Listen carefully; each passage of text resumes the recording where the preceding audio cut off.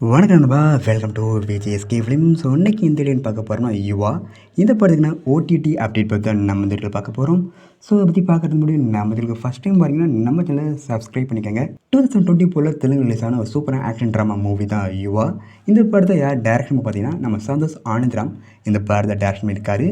And படத்துக்கான star cast பார்த்தீங்கன்னா நம்ம யுவராஜ்குமார், சப்தமி கவுதா, கிஷோர் மற்றும் பல தெலுங்கு ஸ்டார் காஸ்ட் வச்சுருக்காங்க. இந்த படம் எதிர்பார்ப்பு ஃபேன்ஸ் மற்ற நிறைய சொல்லலாம். படம் தரத்துக்கு ஒரு வேலை ஒரு தரமான படம்.